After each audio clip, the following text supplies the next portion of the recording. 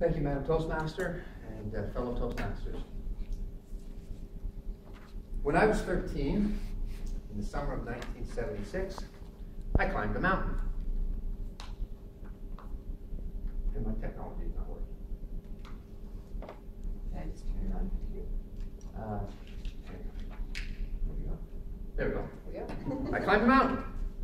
This mountain is called the Tooth of Time. And it's located in Philmont Scout Ranch in New Mexico. When I was 13, I had the opportunity to attend this Boy Scouts of America camp, which is also a leadership training facility. It's about 200 square miles of New Mexico wilderness, of mountains and forests and wilderness areas, the kind of things that you would see in a Hollywood Western movie. My father was there for the leadership training. The rest of the family got to play.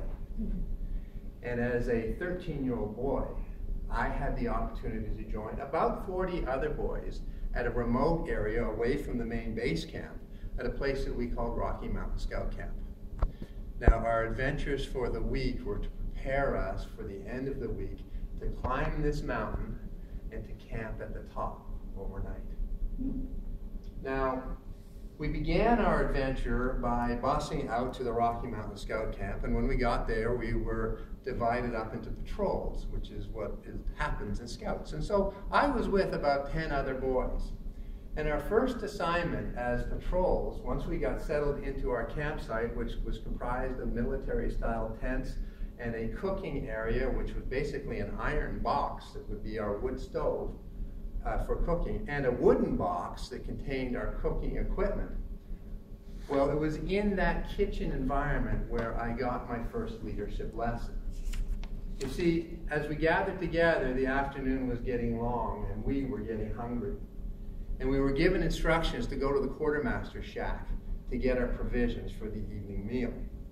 Now, to our surprise, we were given a further instruction that we were to prepare the meal with the provisions that we were given.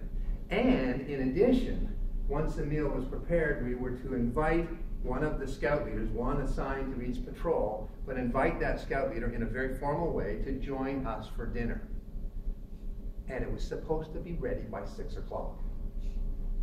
Now imagine the situation. 10, 12 to 14-year-old boys together, getting crankier and crankier by the minute because we were getting hungrier and hungrier by the minute. And we didn't have much experience with cooking at all, let alone cooking camp style. And so a few of the boys tried to take charge and be the boss of the project. And of course, when that happened, a few rebelled. And it got messy before it got better. But once it got better, we managed to pull off the meal. And at 7 o'clock, not 6, at 7 o'clock, we invited our scout leader to join us for the meal. I learned later that we had done better than anyone else. The other patrols, some of them didn't get to eat until well after dark. After the meal was over, the scout leader let us know the next event that we needed to do. And that was to select a patrol leader from among us. And I was selected.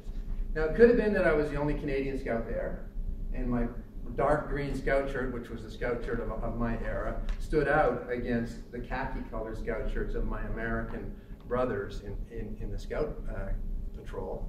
But it also may have been that while we were going through this Lord of the Flies experience, I was making friends.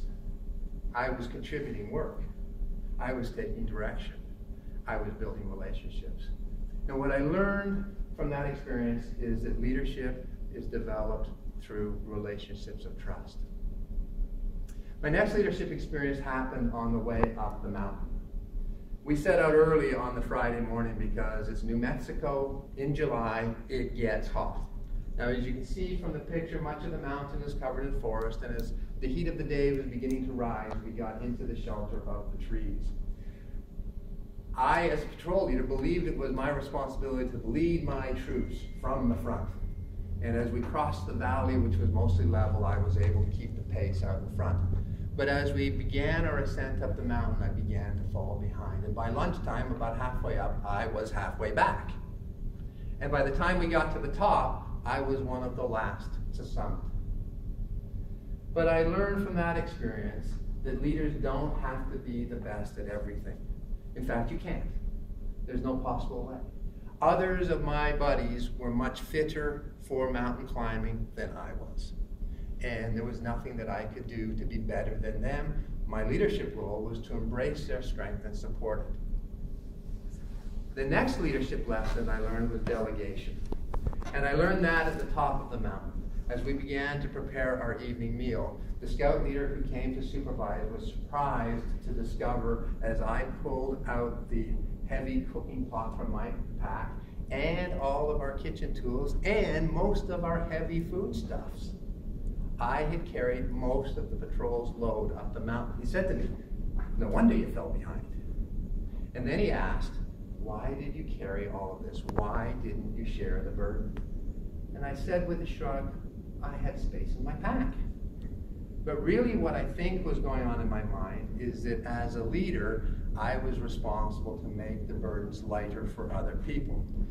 That wise young scout leader gave me an important lesson that day when he said, "It's not your responsibility to make the burden lighter, it is your responsibility to help everyone share the burden, because in sharing the burden, you build your patrol." Today, as I counsel and coach with leaders, I talk about sharing the burden to strengthen the team, to empower others, to engage people in the process. It's been 40 years since I climbed that mountain. It's been 40 years since I learned those lessons. And I must admit that when I was 13 learning those lessons, I didn't know I was learning those lessons. It was just part of the adventure of being at the Philmont Scout Ranch. But today, in my profession, as I teach people leadership and as I practice leadership, I remember those lessons that I learned 40 years ago, lessons taught to me by the mountain.